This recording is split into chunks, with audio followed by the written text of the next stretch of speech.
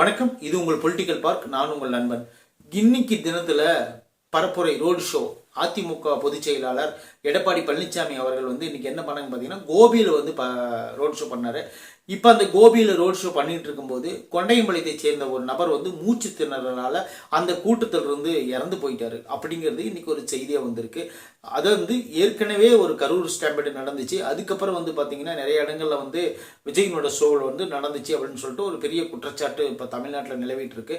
இப்போ அது போல எடப்பாடி பழனிசாமி ஐயா அவர்களுடைய கூட்டத்தில் இன்னைக்கு ஒருத்தர் இறந்திருக்காரு அப்படிங்கிறது ஒரு பேசுபடும்படியான ஒரு பொருளாக மாறி இருக்கு. என்னன்னு கேட்டீங்கன்னா, கூட்டங்கள் நடந்தாவே ஏதாவது ஒரு உயிர் பலி ஆகுது அப்படின்னு சொல்லிட்டு இது மீட்டும் கூட்டங்கள்ல நடத்துறதுக்கு உண்டான சூழல் இவங்க ஏற்படுத்தவே மாட்டேங்கிறாங்க. ஏன்னு கேட்டீங்கன்னா, அதாவது ஒரு ஒரு பிரபலமான ஒருத்தர் வராருன்னா அந்த இடத்துல ஒரு கூட்டம் போடுறது சகஜம்.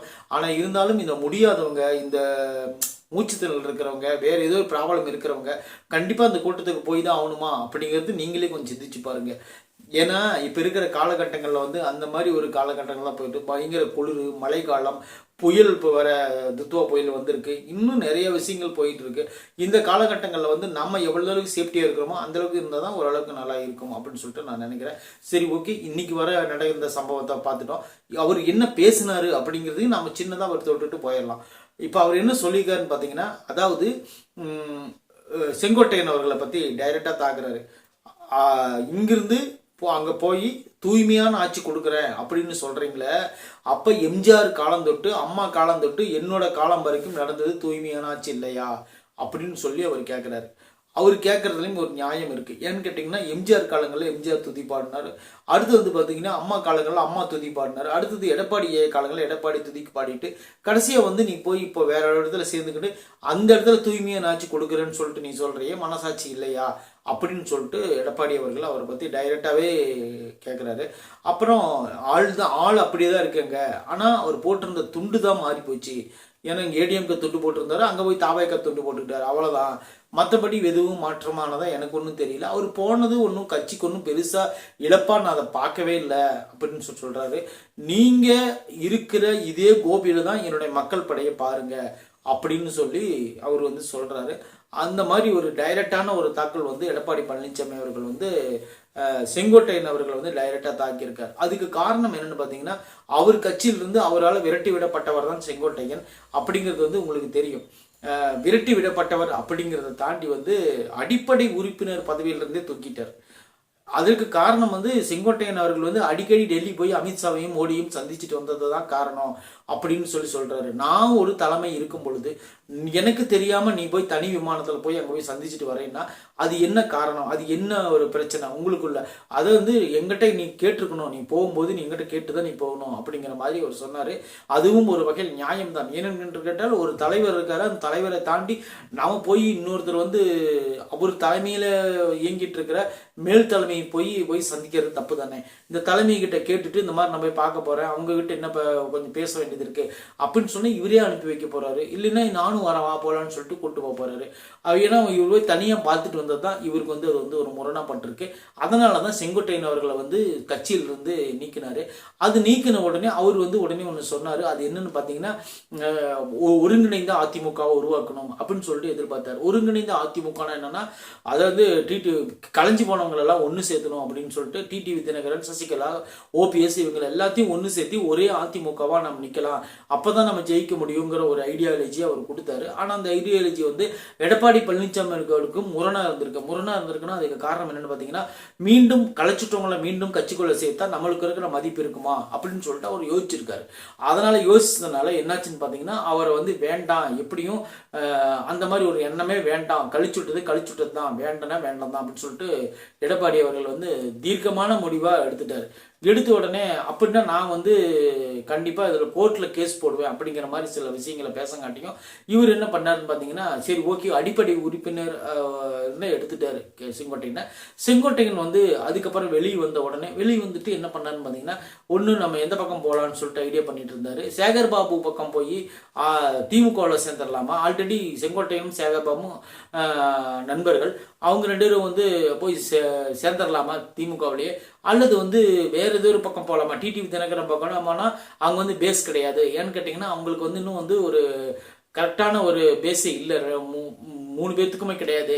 இப்போ வந்து ஒரு கரெக்டாக ஒரு நம்மளுக்கு வந்து இப்போ அடைக்கலம் போகிறதுக்கு ஒரு ஆள் யாருன்னு பார்த்தீங்கன்னா தாவேகா தலைவர் விஜய் கிட்ட போய் நம்ம பேசலாம் அப்படின்னு சொல்லிட்டு என்ன பண்ணாங்கன்னா தாவேகா கிட்ட போய் பேசியிருக்காங்க. பேசின உடனே அவங்களும் வந்து ஒரு சிறப்பு குழுவுக்கு வந்து ஒரு தலைவராக போட்டிருக்கிறாங்க. இப்போ வந்து என்னன்னு பார்த்தீங்கன்னா தாவேக்காவில் போய் செங்கோட்டையன் சேர்ந்ததுக்கு வந்து எந்த அதிருப்தியும் தெரிவிக்காதவங்க நிறைய பேர். ஆனால் உள்ளுக்குள்ள என்ன நினைக்கிறாங்கன்னு பார்த்தீங்கன்னா, அதாவது இந்த மாதிரி ஒரு கட்சிக்கு போய் நீ சேர்ந்திருக்கே, இது வந்து உனக்கு முன்னேற்றி விடுமா அப்படிங்கிற மாதிரி சில பேர் பேசியிருக்காங்க. இன்னொரு சில பேர் என்னன்னு பார்த்தீங்கன்னா, தாவேக்காவுக்கு வந்து செங்கோட்டையன் வந்ததுனால ஒரு மூத்த தலைவர் வந்து நமக்கு வந்துட்டாரு அப்படின்னு சொல்லிட்டு தாவேக்காவும் வந்து அவ பரவாயில்லன்னு தான் நினைக்கிறாங்களே தவிர அவங்க வந்து வேண்டாம் அப்படின்னு நினைக்கல அப்படின்னு நினைக்கிறாங்க. இப்போ வந்து பார்த்தீங்கன்னா எது எப்படியோ இப்போ எடப்பாடி பழனிசாமி அவர்கள் வந்து டைரக்டா வந்து செங்கோட்டையனை தாக்கி இருக்கிறதாகுது அப்படிங்கிறது வந்து இது ஒரு நியாயமானதான் பார்க்கப்படுது. ஏன்னு கேட்டீங்கன்னா அவருக்கு இருக்கிற ஆதங்கம் அந்த மாதிரி இருக்கு. எடப்பாடி பழனிசாமி அவர்கள் வந்து என்னதான் இருந்தாலும் வந்து ஒரு அதிமுக தொண்டன். நீங்க என்ன பண்ணிருக்கணும், அதிமுகவுக்காக நீங்க எத்தனை பதவிகள் 9 டைம் வந்து நீங்க ஜெயிச்சிருக்கிறீங்க. அதனால அந்த அடிப்படையில் வந்து நீங்க வந்து என்கிட்ட டைரக்டா பேசியிருக்கலாம். இந்த மாதிரிலாம் வேணாம், நான் வந்து மேலும் உன் பேச்சை கேட்கறேன் அப்படின்னு சொல்லிட்டு ஏதோ ஒன்று சொல்லி சமாதானப்படுத்தியிருக்கலாம். ஆனால் சமாதானப்படுத்தலை. நான் வந்து டைரெக்டாக போய் தாவைக்கால சேர்ந்ததுனால தான் இப்போ என்னாச்சுன்னு பார்த்தீங்கன்னா இந்த மாதிரி ஒரு குற்றச்சாட்டுகள் வந்து அவர் மேலே வைக்கப்படுது அப்படின்னு சொல்லிட்டு நம்ம புரிஞ்சுக்கணும். இப்போ இது தொடர்ந்து பேசிட்டு இருக்கக்கூடிய பழனிசாமி அவர்கள் என்ன சொல்றாருன்னா, எடப்பாடி பழனிசாமி ஐயா அவர்கள் என்ன சொல்றாருன்னா, திமுக வந்து சாடுறாரு. நீங்க எத்தனையோ வாட்டி வந்து திமுக கட்சி அழிக்கணும் அப்படின்னு சொல்லிட்டு எதிர்பார்த்தீங்க. ஆனா அந்த கட்சி வந்து அழியும் அப்படின்னு மட்டும் தயவு செய்து நினைச்சிடாதீங்க. ஏன்னா இது 2 கோடி தொண்டர்களை கொண்ட ஒரே கட்சி அதிமுக. ஆனால் அது நீங்கள் வந்து என்னோட சாதனைகள் வந்து உங்களுக்கு தெரியும். 4.5 ஆண்டு காலம் நான் இத்தனை சாதனை செஞ்சேன். அந்த சாதனைகள் வந்து பட்டியல் போட்டோம்னா நீங்கள் பண்ணின இந்த 4.5 வருஷத்துக்கு ஆட்சியில் ஒன்றுமே நீங்கள் பண்ணல. நான் வந்து இத்தனை பண்ணிக்கிறேன். 67 கலை மற்றும் அறிவியல் கல்லூரிகள் வந்து நான் கட்டி கொடுத்துருக்கிறேன். அது போக எத்தனையோ இடத்துல ஐடி கம்பெனி கட்டி கொடுத்துருக்கேன். எத்தனையோ இடத்துல வந்து ஹாஸ்பிட்டல் கட்டி கொடுத்துருக்கேன். நிறைய ஸ்பெஷலிட்டி கட்டி கொடுத்துருக்கேன். வேலை வாய்ப்பு உருவாக்கி கொடுத்துருக்கேன். முதலீடுகளை ஈர்த்திருக்கேன்னு சொல்லிட்டு எடப்பாடி பழனிசாமி அவர்கள் ஒரு பெரிய லிஸ்டே ஒன்று போடுறாரு. இதுல ஏதாவது ஒரு விஷயமாவது நீங்க பண்ணிருக்கீங்களா அப்படின்னு சொல்லிட்டு திமுகவை பார்த்து நேரடியாக அவர் கேட்கிறாரு. இன்னொரு விஷயம் பார்த்தீங்கன்னா, இந்த 4.5 ஆண்டு காலம் எடப்பாடி பழனிசாமி ஐயா அவர்கள் வந்து ஆட்சி பண்ண காலத்தை வந்து மக்கள் இன்னுமே வந்து ஓரளவுக்கு பரவாயில்ல அப்படின்னு தான் சொல்லுவாங்க. யாரை கேட்டாலும் பார்த்து அது மோசம் அப்படின்லாம் யாரும் சொல்ல மாட்டாங்க. ஏன்னா பரவாயில்ல அப்படின்னு தான் சொல்லுவாங்க. ரொம்ப பரவாயில்லன்னு சொல்ல மாட்டாங்க, பரவாயில்ல அப்படின்னு சொல்லுவாங்க. ஏன்னா அம்மா வந்து ஆரம்ப காலகட்டங்களில் வந்து அவங்களுக்கு வந்து ஒரு பெரிய ஒரு அவருடைய வளர்ப்பு மகனுக்கு வந்து கல்யாணம் பண்ண டைமில் வந்து பல லட்சம் கோடி ரூபா செலவு பண்ணி அந்த கல்யாணத்தை பண்ணி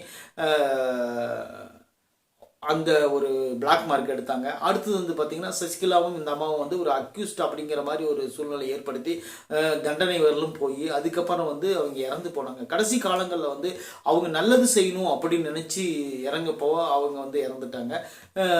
இதற்கு காரணம் யாரு, என்ன ஏது, கொடைநாடு கொலை வழக்குன்னு சொல்லிட்டு நிறைய அது ஒரு சப்ஜெக்ட் தனியாக போயிட்டு இருக்கு.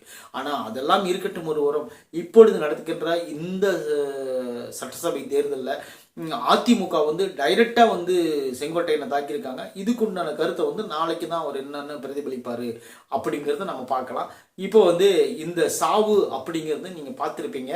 இந்த சாவு வந்து எந்த அளவுக்கு வந்து மக்களை வந்து பயமுறுத்துதுன்னா, கூட்டங்களில் வந்து முடியாதவங்க, அதாவது வந்து மூச்சுத்திறல் இருக்கிறவங்க, உடம்புக்கு சரியில்லாதவங்க யாருமே இந்த கூட்டத்தில் கலந்துக்காதீங்க அப்படிங்கிறது அறிவுறுத்துகிறேன். ஏன்னு கேட்டிங்கன்னா, அவங்க கொடுக்குற அந்த 200 ரூபா 300 ரூபா காசுக்காக உயிரை கொடுக்காதீங்க. ஏன்னா வந்து மிகவும் வந்து தவறான செயல்.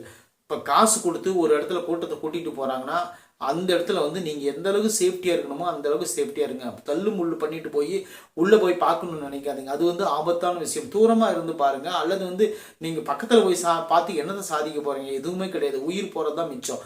அதனால் நீங்கள் வந்து கொஞ்சம் சேஃப்டியாக இருந்து நீங்கள் வந்து அந்த கூட்டத்தில் கலந்துக்காங்க. இந்த கூட்டம் மட்டும் இல்லை, அடுத்து தாவைக்காவோட கூட்டமாகட்டும், அடுத்து வந்து ஐயா உதயநிதி அவங்க கூட்டமாகட்டும், எந்த கூட்டத்துக்கு நீங்கள் போனாலும் சரி சேஃபாக இருங்க. மக்கள் வந்து நம்ம தான் சேஃபாக இருந்துக்கணும். அவங்க பேசிட்டு அவங்க போயிடுவாங்க. அதுக்கப்புறம் அவங்க கட்சி வேலையை பார்க்க ஆரம்பிச்சிருவாங்க.